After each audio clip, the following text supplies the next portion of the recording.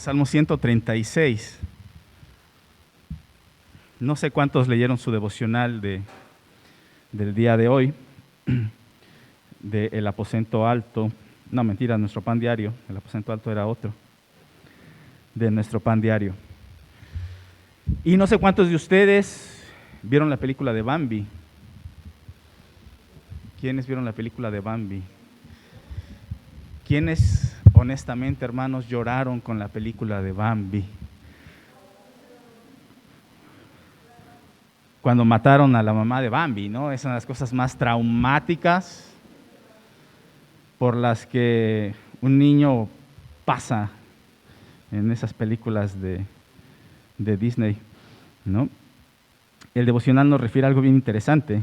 Dice que, no sé si lo saben, remasterizaron la película, volvieron a transmitirla hace apenas unos cuantos años en los cines de Estados Unidos. Y una hermana llevó a su hijo, pero resulta que el esposo de esta hermana pues se dedicaba a la caza de animales. Y obviamente le enseñaba a su hijo pequeño sobre la caza. Entonces cuando en la escena sale el disparo y matan a la mamá de Bambi, pues el chamaco así como que, ¿qué? Un gobernante terco, necio. Si hubiéramos estado del otro lado, estoy seguro que esta idea de este amor de Dios no lo puedo entender. Lo entendemos cuando generalmente nosotros pensamos en el amor como un apapacho de Dios. Y está bien, mis hermanos, pero no podemos confundir el apapacho de Dios como el amor de Dios, porque el amor no siempre es un apapacho. Y esta palabra también se hizo famosa hace algunos años, ¿no? Creo que viene de una lengua indígena, no estoy seguro, dicen que viene del náhuatl, no estoy seguro, pero que le dieron un significado romántico, abrazar con el alma, se supone que significa eso. Ya con la gente que estudiosa de la lengua indígena dice que no significa abrazar con el alma, ¿sí? Significa simplemente expresar cariño, ¿no? Pero el apapacho de Dios a veces se confunde con el amor de Dios y debemos tener mucho cuidado con eso porque puede ser muy peligroso, hermanos. Y yo sé que de unos años para acá se ha insistido mucho precisamente en eso, en el apapacho de Dios. Y pensamos que para que Dios manifieste su amor siempre tiene que estarnos acariciando, siempre tiene que estarnos apapachando, haciéndonos cariñitos y cositas buenas. Pero pensar de esa manera, mis hermanos, no es pensar conforme a lo que la Biblia nos enseña. Por ejemplo, Hebreos 12:6, porque el Señor disciplina a los que ama y azota a todo el que recibe. ¿Cómo? Hijo. Aquí veo varios padres y quizás ya algunos abuelos. Pero estoy seguro que quizás alguno de ustedes, en amor, cuando sus hijos no se portaban muy bien, venía la chancla, unos más el cinturón, ¿sí? Otros más la pala del pozole, esa era mi abuela, ¿sí? La pala, ¿sí? Ay, algunos más, todavía les tocó el cable, creo, la reata. ¡Qué miedo! La piedra, híjole. Y bueno, a nosotros nos tocó, a mí me tocó la chancla y me tocó el cinturón y la pala, por supuesto. ¿Sí? Y la verdad es que yo doy gracias porque nunca me golpearon en la cabeza, nunca me golpearon de tal manera que no pudiera sentarme o que sangrara, porque también de pronto resulta que se exceden. No, yo doy gracias a Dios porque mis padres pues siempre me dieron en ese lugar, ¿verdad? Donde el Señor lo diseñó para eso. Las pompitas ahí, no tengo muchas y yo creo que por eso no tengo, pero me tocó con mis hermanos, ¿sí? Nos tocó y bueno, ¿no? Y ahora, después, a la distancia, créanme que no tengo ningún resentimiento con mis padres.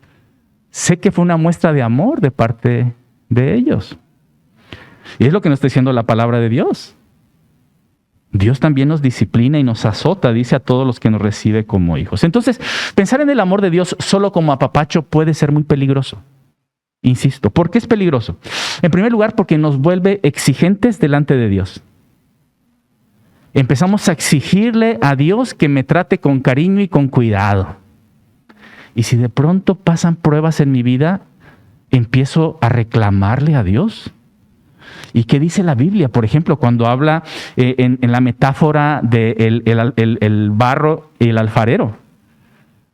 Dice la palabra de Dios, ¿se va a poner a discutir el vaso o el barro con el alfarero? ¿Por qué me haces así? No, no tenemos esa capacidad, hermanos. Y ciertamente, miren, tenemos un Dios tan amoroso, tan paciente con nosotros, que encontramos muchos salmos donde el salmista reclama, y porciones en la Biblia donde el autor reclama a Dios porque está pasando por sufrimiento. Pero cuando leemos los salmos por completo, nos vamos a dar cuenta que al final el salmista dice, bueno, Señor, pero yo confío en tu amor. Pensar que el amor de Dios es solo papacho nos vuelve exigentes ante Dios y hay que tener cuidado con eso. Obviamente, eso hace que nuestra fe se vuelva muy débil. Me decía un amigo y se me quedó bien grabado. Dice, es bien fácil adorar a Dios y creer en Dios cuando abres el refrigerador y está lleno. Pero ¿qué pasa cuando abres el refrigerador y solo queda una papa y ya le nacieron los hijitos? ¿Nunca te ha pasado eso? Ya tiene ahí las ramitas, la papa. Es lo único que hay en el refri para comer. Wow, ¿vamos a adorar a Dios en tiempos de escasez? Bueno, cuando pensamos que el amor de Dios es siempre apapacho, nuestra fe se vuelve débil. Y en esos momentos de escasez y de dificultad, pues nuestra fe se viene abajo. Porque teníamos la idea de que el amor de Dios es solo apapacharnos. Y no es así. Y obviamente distorsiona la imagen de Dios. Y este Salmo 136 nos habla al menos de 3 áreas en las que Dios muestra su amor para con nosotros y un amor que a veces nosotros no consideramos. Y la primera área tiene que ver con la creación. No sé si se dieron cuenta. Vamos a Salmo 136, versículo 4. Al único que hace grandes maravillas, al que con inteligencia hizo los cielos, al que expandió sobre la tierra las aguas, al que hizo grandes luminarias, el sol para iluminar el día, la luna y las estrellas para iluminar la noche. ¿Se dan cuenta cómo comienza con la creación? Y dice, a este Dios creador te está manifestando su amor a través de la creación. Y les digo una cosa, mis hermanos, este es un tema que casi nunca se toca en las iglesias. Se enseña en clases, se enseña en algunos temas, pero no se convierte en un eje principal de la predicación de la iglesia, y ese es un gran error. Porque la doctrina de la creación va desde el Génesis hasta el Apocalipsis, y si tú has leído el Génesis y el Apocalipsis, te vas a dar cuenta que prácticamente empieza en la Biblia con un árbol, con un huerto, y termina con un árbol y con un huerto. Toda la doctrina de la creación recorre toda la Biblia. Comienza la Biblia con doctrina de la creación y termina la Biblia con doctrina. Y yo estoy seguro que si les digo, bueno, es que la creación de Dios es importante, todos podríamos decir, amén. La pregunta es, ¿te relacionas realmente con la creación? Apenas estaba reflexionando. De pronto pasamos un video, el de Yo también, ¿se acuerdan? ¿Y se acuerdan de ese video? Son los glaciares, las montañas, un paisaje bien bonito. Pero precisamente preparando esto reflexionaba y decía, bueno, sí está muy bonito, pero yo estoy contemplando la creación a través de un monitor. No es lo mismo, no sería lo mismo estar ahí. Y yo te voy a hacer una pregunta. ¿Cuándo fue la última vez que te relacionaste con la creación fuera del monitor? Así, en vivo, pues. Que fuiste al campo, al desierto, al mar, a las montañas, al bosque. ¿Cuándo fue la última vez que lo hiciste? Imagínate, ¿cuántos meses? Yo todavía me acuerdo, fue en los tamales, no acuerdo qué día fue, ¿verdad? Los tamales que me invitaron, los elotes, no los elotes. Y era al lado de la carretera, un terrenito nos sembraron elote, y créanme que fue una experiencia maravillosa para mí. Pero de eso ya tiene, ¿qué? Mes y medio. No pasamos tiempo con la creación, mis hermanos, nos hemos desvinculado de la creación y eso es un gran peligro. Porque la creación, hermanos, es expresión del amor de Dios. Y no solo del amor, sino de la naturaleza de Dios. Y déjame decirte algo que a lo mejor te va a sorprender, te va a sorprender, va a decir, ¿será, no será?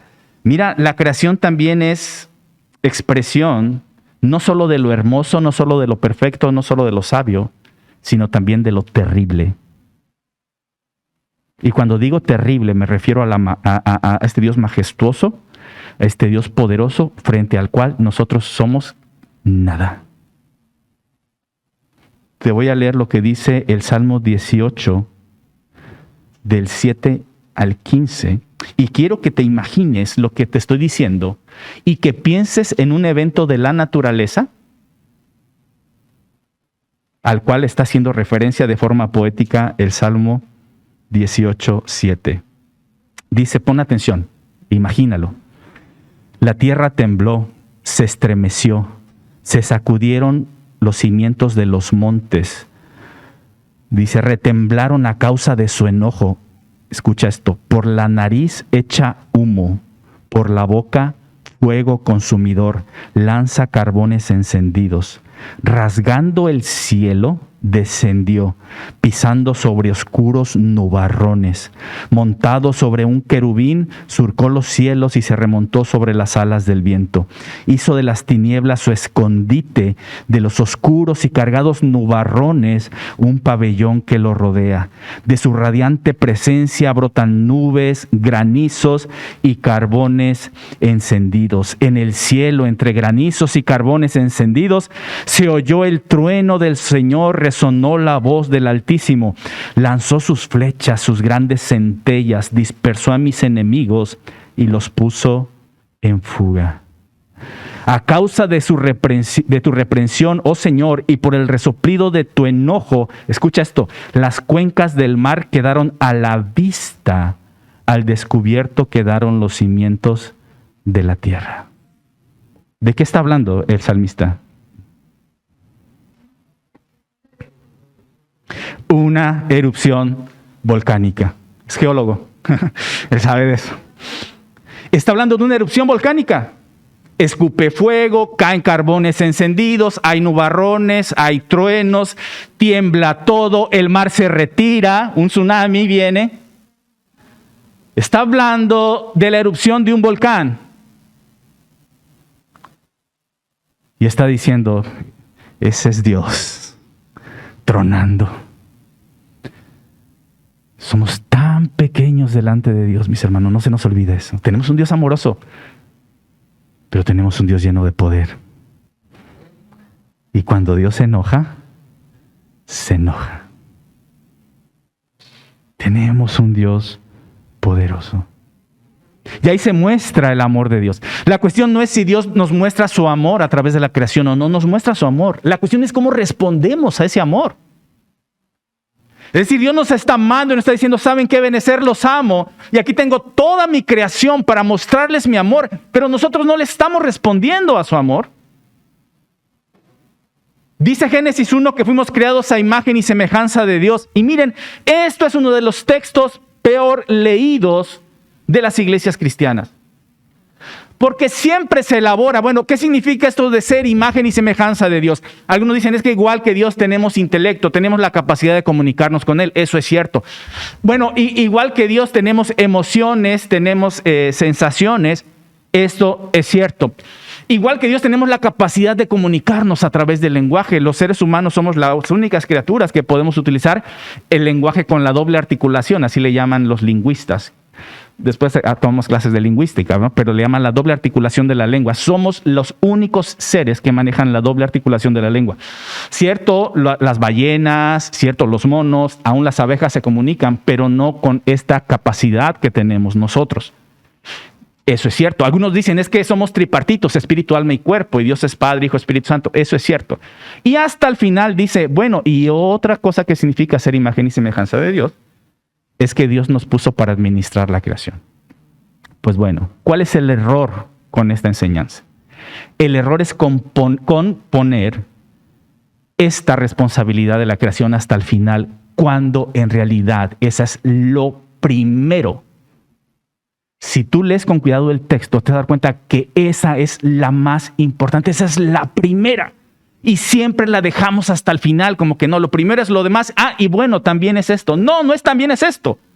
Esto es lo más importante. En otras palabras, Dios puso al ser humano para hacer una buena administración de la creación, para gobernarla y sojuzgarla. No explotarla, porque no tenemos a un Dios que explota la creación. Tenemos a un Dios que cuida de la creación. Y puso al ser humano para cuidar de la creación. En eso somos imagen y semejanza de Dios. En otras palabras, si tú y yo no nos preocupamos de la creación, no estamos dando gloria a Dios. Podemos estar cantando y podemos estar alabando, pero si no tomamos conciencia de que debemos hacer una buena administración de la creación, no estamos dándole gloria a Dios, no estamos reflejando la razón por la cual Dios nos puso en esta tierra, para cuidar su creación. Y cuidar su creación no solo es cuidar los animales, las plantas, los bosques, es cuidar a tu hermano, a tu mamá, a tus hijos. ¿Y por qué no? A tu perro, a tu perico y a tu gato. Es cuidar todo lo que Dios ha creado. Y Él nos ha creado también a nosotros. ¿Cómo vamos a responder al amor de Dios a través de la creación? Cantándole con la creación. Te vuelvo a hacer esta pregunta, pon atención. Te voy a hacer esta pregunta. ¿Cuándo fue la última vez que empezaste a adorar a Dios junto con el resto de la creación? Y ya vi así como te digo, como bajolotito de ¿de qué está hablando, pastor? A ver, ¿no? ¿Cuándo te uniste a la creación para adorar a Dios? Mira lo que dice la palabra de Dios, Salmo 98, 4. Aclamen alegres al Señor, habitantes de toda la tierra. Prorrumpan con alegría cánticos y salmos. Y el versículo 8, batan palmas los ríos, canten jubilosos todos los montes. Tú y yo podemos decir, bueno, es sentido poético. En realidad los ríos no cantan a Dios, ni los montes cantan a Dios, no baten las manos. Nosotros lo hacemos, ellos no. Eso no es verdad desde el pensamiento bíblico. Desde el pensamiento bíblico, escucha esto. Desde el pensamiento bíblico, tanto los montes como los ríos, como toda la creación tienen vida. Y cuando dice que están batiendo sus manos, es este ruido que hacen los ríos y que están glorificando a Dios.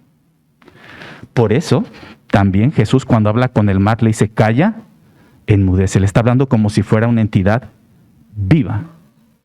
Porque en el pensamiento bíblico, los montes, el mar y todo lo demás está vivo. Tú vas a decir, bueno, es que así pensaban antes. La ciencia nos ha dicho, si conoces la teoría de Gaia, creo que se llama así. Gaia, ¿verdad? ¿Qué dice esta teoría? La teoría dice que en realidad el mundo es un ser vivo. Y si toda la tierra es un ser vivo creado por Dios, ¿quiénes son los parásitos y microbios que enferman a este ser vivo? Nosotros, cuando recordemos que los microbios también tienen una función positiva, ¿verdad? Para que nosotros podamos digerir necesitamos los bacilos y todo esto. En realidad nosotros deberíamos ayudar a que toda la creación de Dios alabara al Señor. Pero entonces mi pregunta es, ¿cuándo fue la última vez que te uniste a la creación para alabar a Dios? Quizás nunca lo has hecho. Yo te invito a que lo hagas. Si tienes la bendición de que en tu casa afuera tienes un árbol, estoy seguro que todas las mañanas escuchas cantar a las aves. Bueno, cuando las escuches cantar, no estés pensando, ay, me tengo que despertar, o qué ruido hacen estos. No. Cuando las escuches cantar, piensa en esto. Están alabando al Señor por un nuevo día. Y tú vas a cantar con ellos. Vas a decir, hey, aguántenme, yo voy, ahí voy.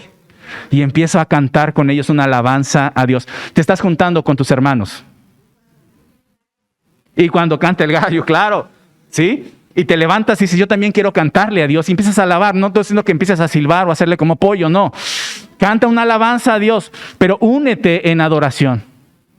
Y si tienes la bendición de ir a un río, ahorita que tienen agua y ves cómo suena y dices, wow, están alabando al Señor, es impresionante. Señor, yo también te quiero alabar. Y empieza a alabar al Señor. En la semana tuve la oportunidad de ir a Rancho del Cura a apoyar a nuestro hermano Pedro Morales en algunas cosas. Y recuerdo que ese día particularmente estaba bien nublado.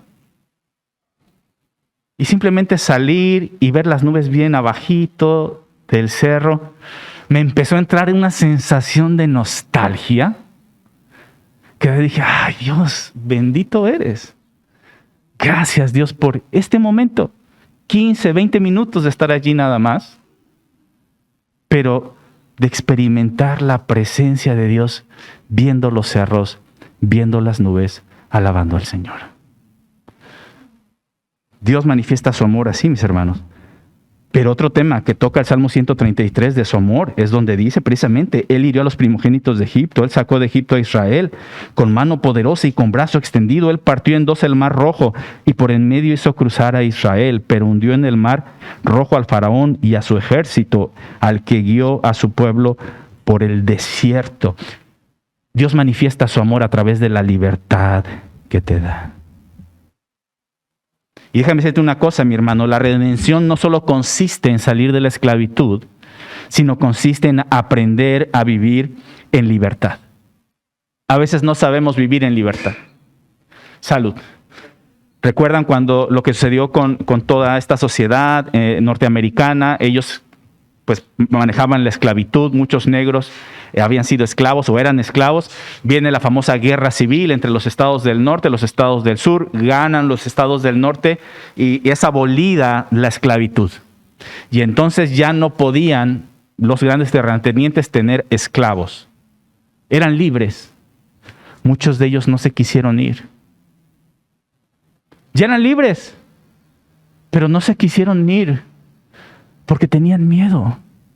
Y creo que es perfectamente comprensible. Habían nacido en ese estado y no sabían cómo vivir en libertad. Sobre todo, obviamente, los que estaban en el sur. Los del norte sabían un poco más, pero los del sur no. Y es terrible, qué triste, piénsalo bien. De pronto dicen, ¿sabes qué? Ya no eres esclavo, eres libre, puedes irte. No tienes por qué estar soportando los malos tratos de esta persona. Y que ellos dijeran, es que tengo miedo, es que no sé vivir de otra manera. Y se quedaron. Y eso es precisamente lo que pasó con el pueblo de Israel. Salieron de Egipto, pero Egipto no salió del corazón del pueblo. Eran libres, pero mientras iban caminando, ¿qué era lo que extrañaban? Los ajos y la cebolla, la comida, la carnita. Sí, cómo extrañaban. Ya se les había olvidado que tenían que hacer tabique, ya se les había olvidado que no les daban el material, tenían que llevarlo ellos. Ya se les había olvidado que los azotaban, que abusaban de ellos. Ya se les había olvidado que estaban matando a sus hijos. Ellos querían su carne, sus ajos y su cebolla. Al final, ¿qué es lo que hace Dios? Dice, toda esta generación de plano no va a entrar. Necesitamos una generación nueva que no haya nacido en la esclavitud.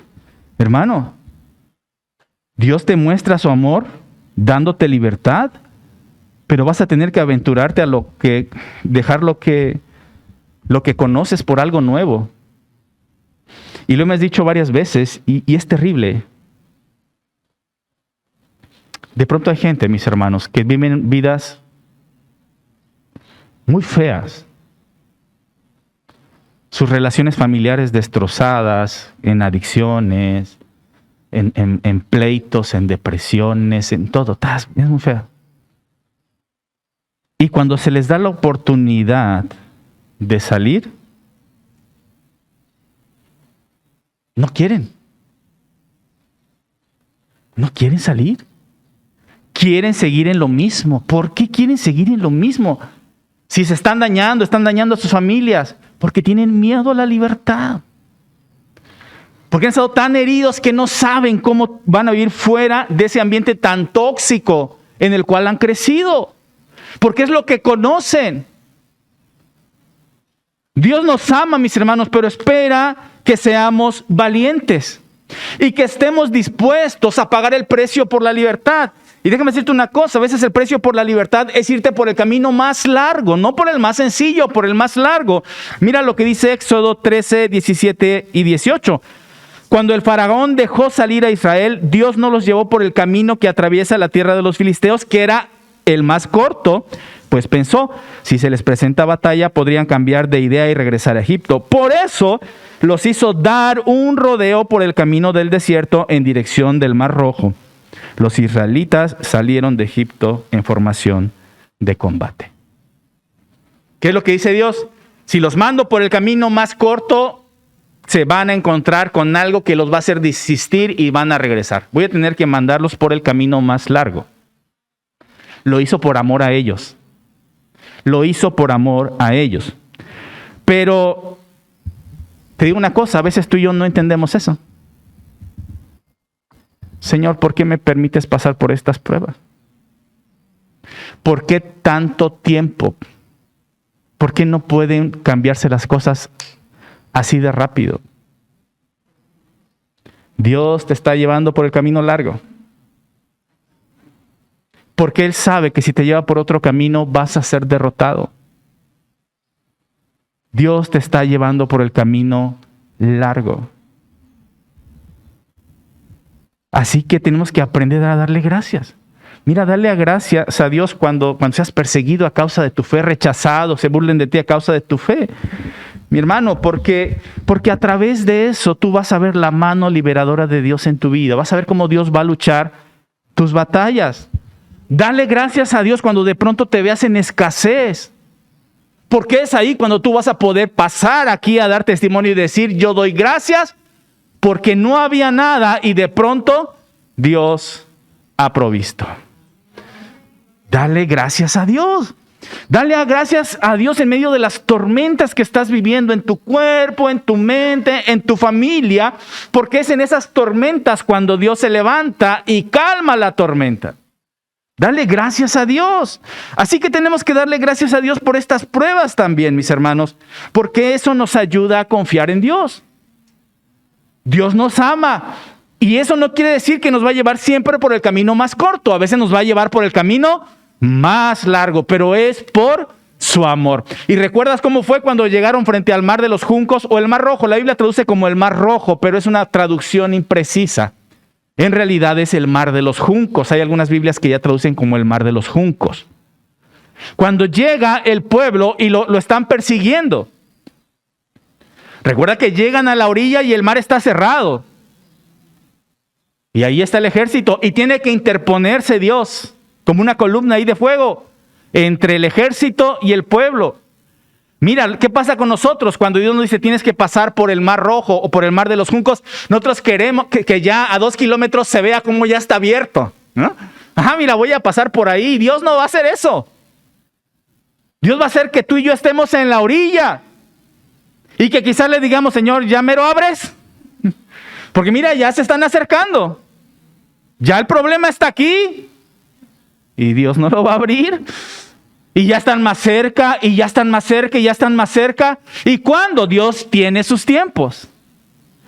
Lo que tú tienes que confiar es que Dios va a abrir. Aunque sientas que ya están demasiado cerca, que ya te están respirando en la nuca, cuando el problema está allí, Dios va a abrir. No va a abrir antes, mi hermano.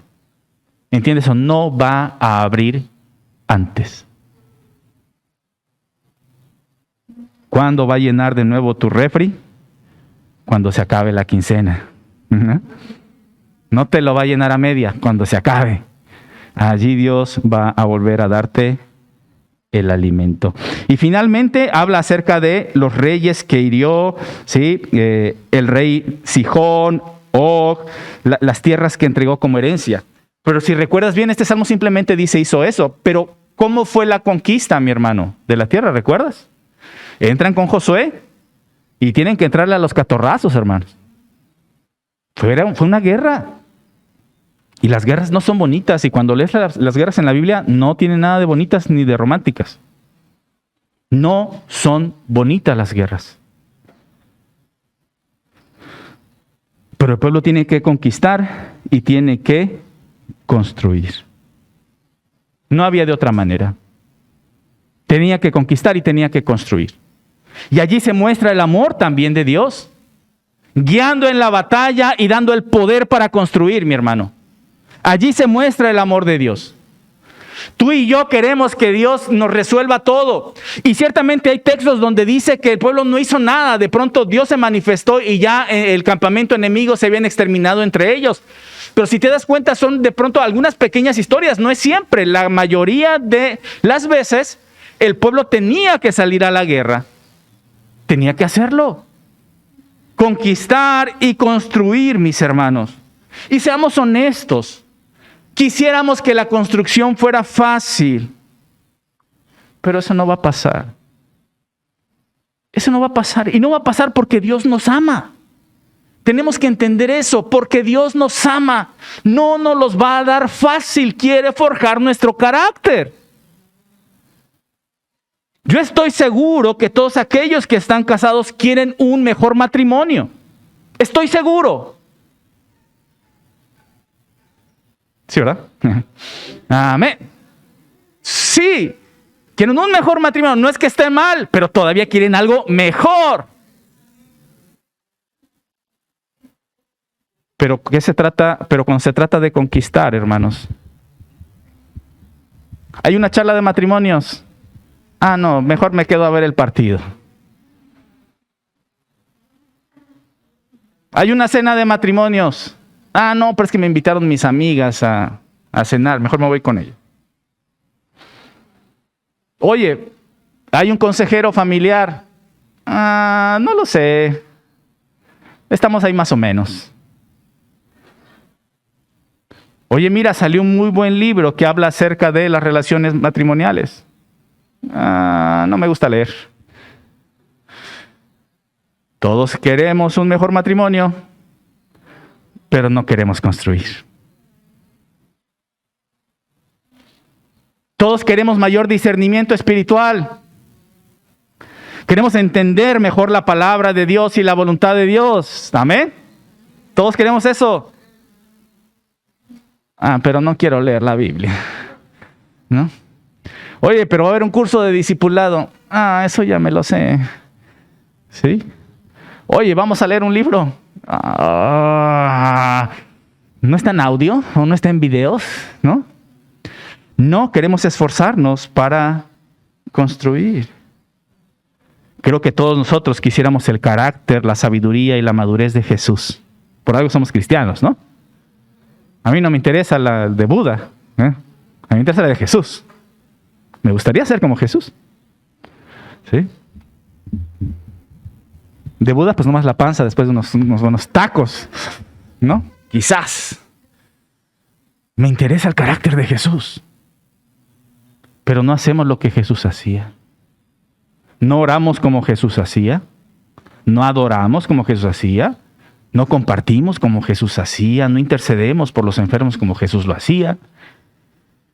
No dependemos del Padre como Jesús lo hacía. Seamos honestos, hermanos. Queremos el amor de Dios, pero queremos solo el apapacho, y no es así. Dios dice, mira, yo te amo tanto que te he dado muchos instrumentos aquí en la Biblia, y muchos instrumentos, la iglesia, los dones que todos ustedes tienen, hermanos, que ponen al servicio de Dios, para que crezcas espiritualmente. Úsalos. Pero queremos solo el apapacho. No queremos esforzarnos para construir. Miren, hermanos, de pronto estuvimos metiendo la pata durante años, haciendo tonterías, lastimando durante muchos años, y queremos que con una oración venga Dios y resuelva todo. No va a funcionar así. Salud. Necesitamos empezar a transformar nuestro corazón. Y aquellas cosas, por ejemplo, tú, padre, que quizás lastimaste el corazón de tu hijo durante mucho tiempo, vas a tener que ser paciente ahora para que Dios empiece a usarte y a transformar el corazón de tus hijos. No va a ser de la noche a la mañana. Y eso no es que Dios no te ame. Al contrario, Dios te está manifestando su amor, dándote el poder y la capacidad de construir, de conquistar esa tierra que fluye leche y miel. Dios nos ama, mis hermanos. El amor no siempre es apapacho. Es exigencia también. Es sabiduría. Pero no debes olvidar esto. Dios nos ama. Vamos a orar, mis hermanos. Cierren sus ojos, vamos a orar. Dios, gracias por tu infinito amor, Señor. Porque nos has manifestado ese amor de muchas maneras. Porque nos amas a través de la creación y esperas que seamos responsables. Porque nos amas, Señor, a través de la libertad que nos has dado en Cristo y esperas que usemos esa libertad para edificación. Porque nos amas, Señor, enviándonos a conquistar esa tierra que fluye leche y miel. Padre, que no se nos olvide tu amor. Que no se nos olvide tu gracia, tu misericordia, tu bondad. Bendice, Señor, a este pueblo, así con los ojos cerrados y la cabeza inclinada. Quiero hacer 2 invitaciones. La primera es que quizás estás pasando por una prueba y ya sentiste que el camino es demasiado largo y quizás estás pensando en que Dios no te ama tanto como creías. Quizás estás dudando del amor, del poder, de la gracia de Dios. No te equivoques, mi hermano. Dios te ama. Y sí, quizás te está llevando por el camino largo, pero es porque sabe que a final de cuentas ese camino largo va a forjar tu corazón. Te va a pulir, te va a hacer más semejante a Jesús. Pero piénsalo así. Dios te ama. Quiero que escuches. Suena la música en las bocinas, pero ahí en el árbol están cantando las aves. ¿Ya escuchaste? Están alabando a Dios por su gran amor. No te olvides del amor de Dios. No temas, mi hermano, mi hermana. Dice el profeta Isaías que aunque una madre se olvide de su hijo, Dios no se va a olvidar de ti. Si tú estás pasando por pruebas, dile: Señor, sé que tú me amas. No dudo de tu amor. Solo dame la sabiduría para escuchar tu voz y la fortaleza para seguir abrazado a ti. Y hago una segunda invitación. Quizás tú nunca has recibido a Jesús como Señor y Salvador. Quizás nunca le has entregado tu vida. No sé si es la primera vez que estás aquí. Quizás ya has venido en otras ocasiones, pero nunca has hecho una decisión por Cristo. Nunca has dicho: quiero nacer de nuevo. Me gustaría conocer a Dios de una manera distinta, nacer de nuevo, entregarle mi vida a Cristo. Experimentar este amor del que acaba de predicar, pastor. Me gustaría realmente conocer a Jesucristo y conocer a Dios de esa manera. Si nunca has recibido a Jesús como Señor y Salvador, levanta tu mano, me gustaría hacer una oración por ti. ¿Habrá alguien así?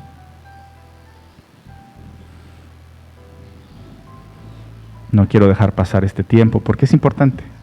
De eso depende nuestra salvación. Quizás ya todos hemos creído en Jesús como Señor y Salvador, pero si hay alguien que no, me gustaría orar por usted ahora. Puede levantar su mano si es así. Dios, tú conoces, Señor, nuestros corazones. Hemos experimentado tu amor, pero queremos vivir también en tu amor. Bendice a cada uno de los que estamos aquí. Bendice a nuestros hermanos que hoy no pudieron llegar. Tú sabes por qué no están aquí. Te pedimos que los guardes, que los cuides, que los protejas también, Señor. Gracias te damos, mi Padre, en el nombre de Cristo Jesús. Amén. Y voy a pedir que te pongas de pie y que tomes un tiempo para orar por aquel que está a tu lado. Toma un tiempo, puestos de pie. Ora por aquel que está a tu lado. Una oración breve. Te pido que ores por él y que le digas a Dios, que ores para que pueda experimentar el amor de Dios en su vida. Acércate con alguien, no te quedes solo. Si de plano estás solo, pues aquí estoy, ¿no? Pero ora por tu hermano.